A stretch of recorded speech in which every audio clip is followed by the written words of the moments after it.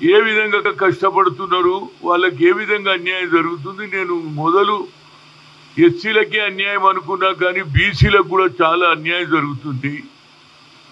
రైతులను కలిశాడు, నిరుద్యోగులను కలిశాడు, అట్టడుగున్న పేద ప్రజలను కలిశాడు.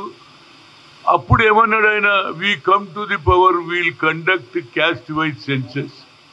అంతటితో ఆగలే, ఎక్స్రే అన్నాడు. కింది స్థాయిలో పేదవాడు ఏ విధంగా బతుకుతున్నాడు, బీసీలల్లా ఎడకలోళ్ళు ఉండొచ్చు, ఒడ్డరోళ్ళు ఉండొచ్చు, కురుమోళ్ళు ఉండొచ్చు, వీళ్ళందరూ ఏ విధంగా బతుకుతున్నారు, వీళ్ళ స్థితిగతులు ఎట్లున్నాయంటే కులగన జరగాలన్నాడు. అదేవిధంగా నేను కులగన జరిగితే నేను 9th షెడ్యూల్లో దీన్ని పెట్టి ఏదైతే సీలింగ్ను ఎత్తేయడానికి ప్రయత్నం చేస్తా అని చెప్పాడు. ఎందుకంటే ఇందిరా సాహని కేసులో 50% పెరగొద్దు అన్నారు. ఏది 50 లోపలనే రిజర్వేషన్లు ఉన్నారు. కానీ ఎక్కడ కూడా చెప్పలే కులగన జరగాలనేది మా ఆలోచన. కులగన జరిగితే ఎవరు ఎంత వ్యత్యాసం ఉంది అనే ఆలోచనతో పెట్టాడు. దానికి నేను ఏమంటున్నానంటే, ఇవాళ హైకోర్టు కొట్టేసింది, సుప్రీంకోర్టు కొట్టేసింది.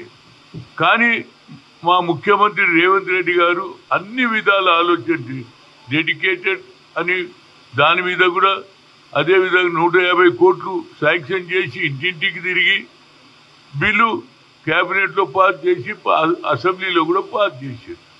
అప్పుడు అందరు సపోర్ట్ చేశారు.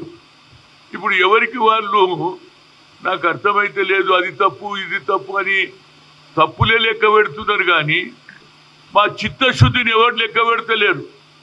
అందుగురించి అన్ని పార్టీల వారు ఏదేమున్నా ఈ దీపావళి టైంలో ప్రతి ఒక్కరు బంగారం కొంటారు, ప్రతి ఒక్కరు వస్త్రాలు కొంటారు, బట్టలు కొంటారు. ఏదైతే ముస్లింలకు రంజాన్లు ఎట్లా ఉంటుందో మా దీపావళికి అందరూ ప్రతి ఒక్కరు కూడా పూజలు పునస్కారాలు, అదేవిధంగా బట్టలు కొనుగోలు, బంగారం తప్పనిసరిగా కొంటే 2 రోజుల ముందు నేను బంగారం షాపుల వారు అందరి దగ్గర పోతే వాళ్ళు తప్పనిసరిగా సార్ కోఆపరేషన్ చేస్తాం, సాయంత్రం మేము అమ్ముకుంటామన్నారు. మీరు 5 తర్వాత మీరు ఏమని చేసుకోరు కానీ హోల్ డే అన్నారు. అందరు కోఆపరేట్ చేశారు. నిజంగా కూడా అన్ని పార్టీలు కూడా వచ్చినాయి. ఇవాళ నేను అన్ని దగ్గర తిరిగిన, హ్యాబిట్స్ పోయాను, సికింద్రాబాద్ పోయాను, సుల్తాన్ బజార్ పోయాను. అన్ని దగ్గర కూడా ఏ షాపులలో కూడా ఎవరు వ్యతిరేకంగా చెప్పలేదు. అయితే కొన్ని దగ్గర ఎవరు ఎమోషనల్గా చేసారు. కానీ అది నిజంగా నేను సారీ చెప్తున్నా, అది ఎవరైనా తప్పు జరిగితే. కానీ రాష్ట్ర మొత్తంలో మా పిసిసి ప్రెసిడెంట్ మహేష్ కుమార్ గౌడ్ ఏది అందరితో కూడా మాట్లాడారు, అన్ని దగ్గర కూడా సక్సెస్ అయింది. కానీ ఇవాళ ఏమంటున్నారు, మీరు ఎట్లా చేస్తారు అంటున్నారు. దీనికి ఒకటే ఒక మార్గము, 9th షెడ్యూల్లో పెట్టినప్పుడు బీజేపీ పవర్లో ఉన్నది. బీజేపీ పవర్లో ఎన్డీఏ నాయకుడు ఎవరంటే ఈ దేశానికి ప్రధానమంత్రి 3వ అయినా ఒక ఓబీసీ ప్రధానమంత్రి ఉన్నాడు. కాబట్టి ఆ ఓబీసీ ప్రధానమంత్రి ఒక అడుగు ముందుకేస్తే మాకు న్యాయం జరుగుతుంది. ఎందుకంటే గతంలో మాకు ఒక ఎక్స్పీరియన్స్ ఉంది. నేను ఓబీసీ ఎంపీస్ కన్వీనర్గా ఐఐటి ఐఐఎంలో రిజర్వేషన్ లేదని సుప్రీంకోర్టు కొట్టేసిందండి. ఇక మాకు ఆల్టర్నేట్ లేదు, మా భవిష్యత్తు లేదు. ఇట్లా లాంగ్వేజ్ వైజ్గా తెలుగు, మలయాళం, తమిళ్, ఒరియా అందరు పిల్లలు కూడా అందులో పార్టిసిపేట్. కానీ నేను అప్పుడు ఆల్టర్నేట్ ఉన్నప్పుడు ఆనాడు హెచ్ఆర్టీ మినిస్టర్ మన అర్జున్ సింగ్ గారు ఉండి, మేడం ఇది ఎట్లా మనం సీఎం మేడం దగ్గర పోదామన్నాం. మేడం దగ్గర పోయి madam we come to the local language, కానీ talent is not anybody's property but we should give opportunity అన్న. సుప్రీంకోర్టు కొట్టేసిందంటే ఏం చేయాలన్నది. ఆనాడు డాక్టర్ మన్మోహన్ సింగ్ ఆయన కూడా ఒక ఓబీసీ నాయకుడే ఆయన కూడా.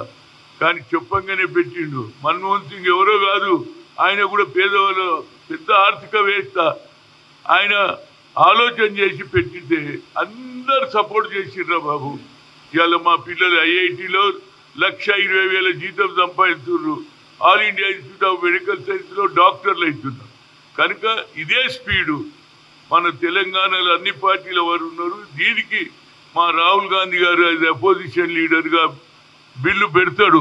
ఏది 9th షెడ్యూల్లో పెట్టినప్పుడు డాక్టర్ మన ముఖ్యంగా నరేంద్ర మోడీ యాజ్ ఓబీసీ లీడర్గా ఆయన ఆశీర్వాదం ఆయన సపోర్ట్ చేస్తే తప్పనిసరిగా అవుతుందండి.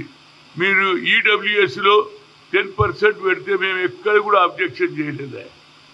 మేము ఒక కోర్టు కూడా పోలే, ఎందుకంటే అందులో కూడా పేదవాళ్ళు ఉన్నారండి. ఇవాళ అగ్రకులాలు అయినటువంటి రాహుల్ గాంధీ అంటున్నాడు. అదేవిధంగా ఇవాళ రేవంత్ రెడ్డి కూడా అగ్రకులాల వాడైనా ఆయన కూడా పెట్టిండు కదా 42%. కనుక బడుగు బలైన వర్గాలకు నువ్వు అంటావు, నేను ఓబీసీని అంటావు, నీ చిత్తశుద్ధి ఏడున్నదో అక్కడ తెలుస్తుంది. ఎన్ని చెప్పినా మేము ఈసారికిన రాకపోతే మా జీవితంలో ఎన్నడూ రాదుగా. దీనికి ఒకటే చట్టం రావాలి. అందరు కొందరు అంటున్నారు మనం పార్టీ పరంగా ఎన్నడూ చేసినా మేము అంజయ్ గారు ముఖ్యమంత్రి ఉన్నప్పుడే పార్టీగా మనకు చట్టం వస్తేనే మన భవిష్యత్తు ఉన్నది. ఆ చట్టంలో మనకు అవకాశం వస్తుంది. రేపు ఎమ్మెల్యేలు కావచ్చు, ఎంపీలు కావచ్చు, ఇవాళ జిల్లా పరిషత్ వరకే కాదు కదా. ఫ్యూచర్ అంటే చట్టం రావాలి. ఆ చట్టానికి కేవలం నాయకుడు ఎవరంటే ఒక పక్క రాహుల్ గాంధీ, ఇంకో పక్క నరేంద్ర మోడీ. నరేంద్ర మోడీ అడుగు ముందుకు వేస్తే మాకు న్యాయం జరుగుతుంది. ఎందుకు చెప్తున్నా అంటే ఎన్నేళ్ళు ఉండాలి, ఇప్పటికీ 76 ఏళ్ళు అయింది. మండల్ కమిషన్ 1992లో వచ్చింది. 27% అన్నారు, మేము డబుల్ డిజిట్ కూడా దాటలేము. కనుక నరేంద్ర మోడీ గారికి నేను యాజ్ ఓబీసీ కన్వీనర్గా గతంలో కూడా 3 సార్లు కలిసిన. మా జనాభా ఎక్కువ ఉన్నది, 56% ఉన్నారు. మాకు సెపరేట్ మినిస్ట్రీ అంటే అది ఇయ్యలే, క్రిమిలైర్ ఎత్తేయమంటే అది ఇయ్యలే, ఆఖరి కులగన చేయమంటే చేయలే. కానీ ఇవాళ అగ్ర కులాల్లో పుట్టిన రాహుల్ గాంధీకి ఆలోచన తెలంగాణలో ఈ 42% అయింది. అదేవిధంగా మీరు 69% తమిళనాడులో ఇస్తున్నారు, వాళ్ళు నడుపుకుంటున్నారు. మాకు ఎందుకు అన్యాయం చేస్తావు నరేంద్ర మోడీ? ఇవాళ అందరు నాయకులు, ఇవాళ ఆయన ఎవరు బీజేపీ అధ్యక్షుడు, ఆయన కూడా చెప్పాడు మేము మద్దతు ఇస్తా అన్నాడా లేదా? మరి అందరు మద్దతు ఇస్తా అంటున్నారు, కానీ మరి దీనికి ఎక్కడ ఆపుతున్నారు?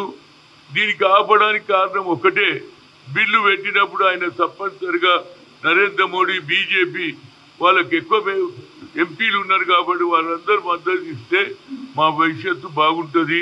దీనికి నేను రాజకీయంగా ఎవరిని ఏమన్నా ఆలోచన చేయండి. రవయ్యాల నక్సలైట్ల మార్పు వచ్చింది, ఎవడన్నా అనుకున్నాడా? AK-47 ఇచ్చేస్తున్నారు. మేము మెయిన్ స్ట్రీమ్లో బతుకుతాము, మా భవిష్యత్తుకి వద్దు. సోషల్ జస్టిస్ కావాలంటే ఈ ప్రభుత్వాల ద్వారానే అవుతుందని బందూకులు ఇడిచిండ్రా బాబు నరేంద్ర మోడీ. ఇవాళ వాళ్ళలో మార్పు వస్తుంది. ఇందిరాగాంధీ ఎందుకు ఇచ్చింది? భూ సంస్కరణ ఎందుకు అమలు చేసింది? దున్నేవాడికి ఎందుకు ఇచ్చింది అంటే ఆనాడు దొరల దగ్గర 500 ఎకరాలు 1000 ఎకరాలు భూమి ఉంటే దొరల దగ్గర వాళ్ళ దగ్గరికి వెళ్ళి తీసుకొని ఇచ్చిందా లేదా? కీసర దాయర్లో కూడా ఇచ్చింది. 1981లో 94 ఎకరాలు ఎస్సీలకు ఇచ్చింది. కనుక ఈ ఆలోచన నరేంద్ర మోడీలో రావాలి. రాజకీయాలు ఉంటాయిరా భయ్, కానీ ఒకసారి పేదవారికి అన్యాయం జరుగు. మా దిక్కు కూడా చూడు, మేమందరం ఓటర్లం రా బాబు.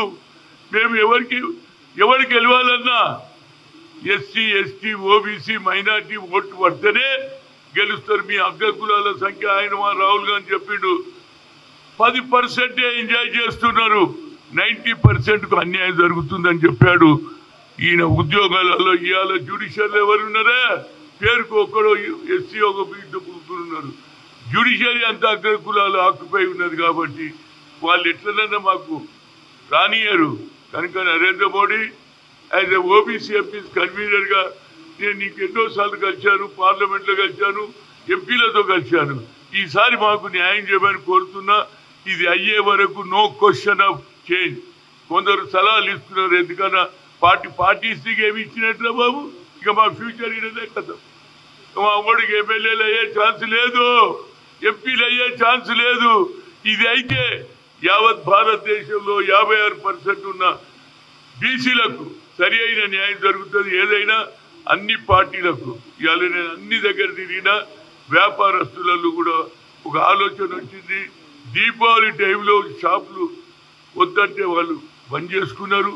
సాయంత్రం 5-6 తర్వాత ఇప్పుకోమన్నాం. వారందరూ కూడా బంగారం షిప్ వాళ్ళు కానీ, అదేవిధంగా బట్టల షాప్ వాళ్ళు కానీ, చిన్న చిన్న యూఎన్ పెట్రోల్ బంకులు కూడా కొన్ని అన్ని బంద్ చేసుకున్నారు. అందరికీ పేరు పేరున నా హృదయపూర్వక ధన్యవాదాలు చెప్తూ